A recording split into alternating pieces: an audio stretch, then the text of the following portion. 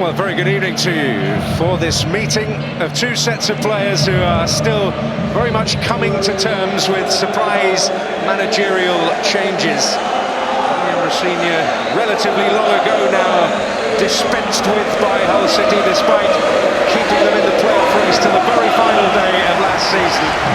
Well, here in the Potteries, they are reeling from the shock departure of Steven Schumacher, who won a higher percentage of his games in charge here than any other Stoke manager appointed this century.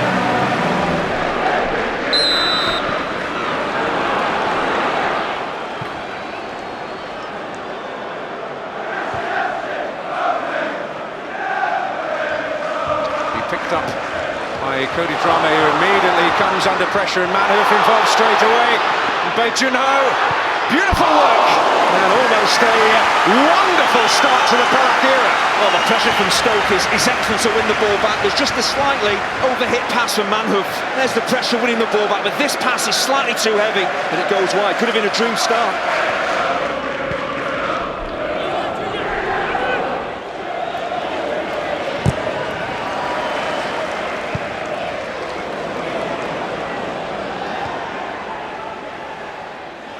Coyle hurling himself at it, and whipped over the top by Baloumi, who has a wonderful left foot, but just couldn't quite find the elevation and the accuracy there. It's really brave from Louis Coyle, bouncing ball. He's never going to bring it down with his foot. He has to go in with his head.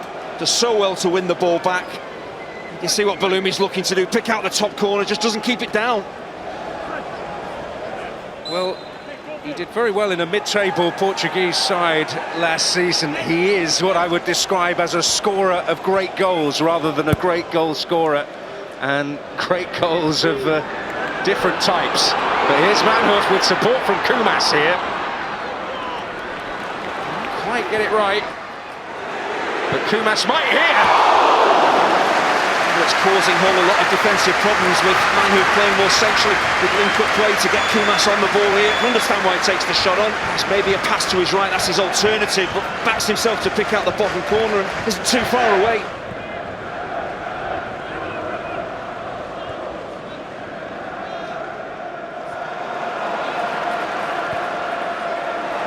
By lighting the fuse here, Manhoof.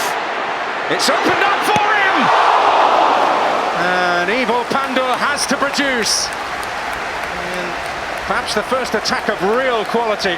Well, Manhoof, he actually uses Kumas as a decoy here. He looks as if he's going to play the ball out to his right. The defenders think he possibly is as well. That means then the space opens up for him, but he really shows the goalkeeper where he's going to strike this. Wilmot to the near post. There it is!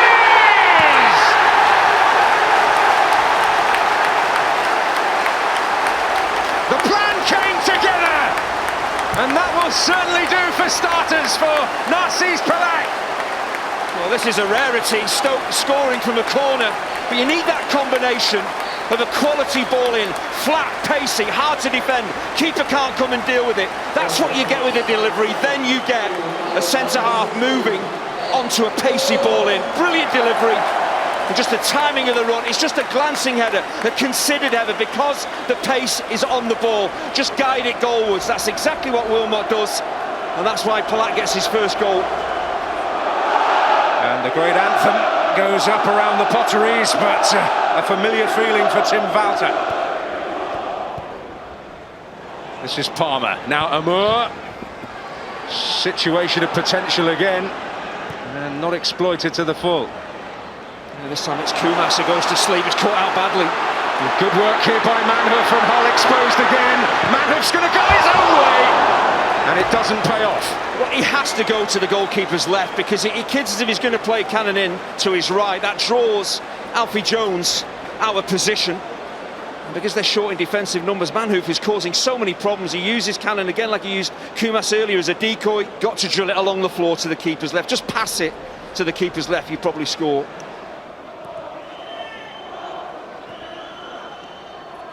Baloumi.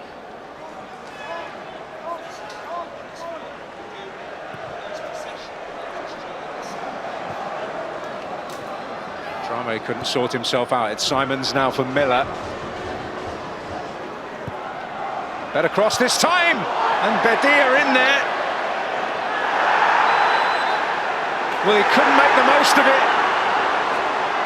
And I don't know if that was because he was impeded and his shirt was tugged. I must confess, I'm not entirely sure what the final decision is here, because there was a suggestion that the referee was going to point to the penalty spot for the foul on Bedia. He's just had a word with his assistant, and it is indeed going to be a penalty.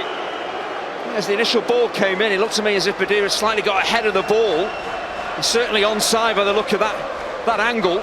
There's a pull of the shirt, isn't there? I think the penalty's actually given for that challenge there. It's not the actual Bedia one. It's when the ball breaks off Bedia. It's Bokar, who's just a bit laboured. His touch is heavy, gets away from him. Bellumi steps in and the left back takes him out. Referee spot on.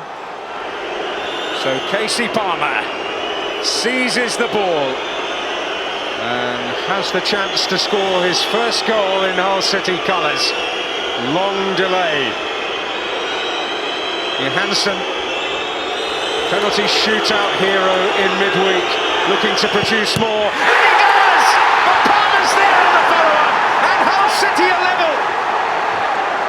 And at the second time of asking, he gets his first goal for his new club. And the improvement in the second half is rewarded. Well, the goalkeeper, though, is so unlucky. He's moving along his line, Johansson, and he makes a big save. And the ball breaks just so kindly for Casey Palmer and Hull City. It's a simple finish in the end, but see the goalkeeper moving along his line, making it difficult for Palmer, who really whips the penalty. It's a good right hand, it's a good save. It's just unfortunate the ball breaks back to the penalty taker. It wasn't easy, but eventually they've taken advantage and they've got that equaliser.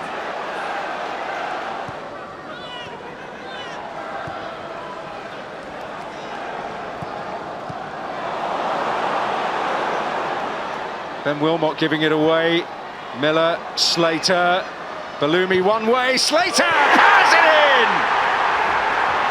The turnaround is complete! And Regan Slater smashed that home. Well, the pass out of defence from Ben Wilmot is clearly not good enough, but how Hull exploit this?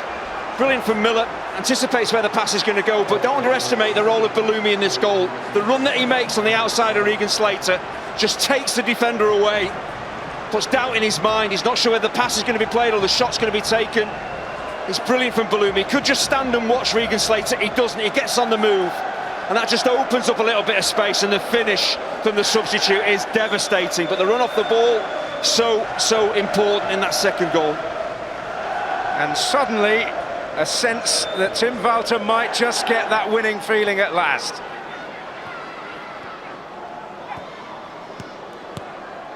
Palmer moving on to the return. Doing really well. Oh, is he going to squeeze in? It has. Stoke protest, but somehow that found its way past Victor Johansson, who can scarcely believe it. The Hull supporters and Hull players in that corner of the stadium jubilant. Surely their first win is on its way now. Yeah, but once again, it's all too easy for Hull to get in behind that Stoke defence. They're too passive. You know, Palmer just a little give and go. It's not tracked. That's a poor challenge. Just everything about it is just horrible defensively. I think that equaliser really knocked the stuffing out of Stoke. They've just never recovered. They haven't got a foothold in the game. That's why the crowd aren't happy. But they've just been overrun. They've made so many defensive errors, so poor. Just not doing the basics. Again, Berger there, you've got to be stronger, do more. It's a bit unlucky the way cannons off a defender than the goalkeeper, but it's been coming because Hull have forced the issue.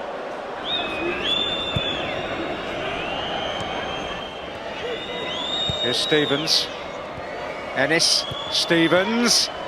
Burns was there, Berger hoping to get there, and Slater.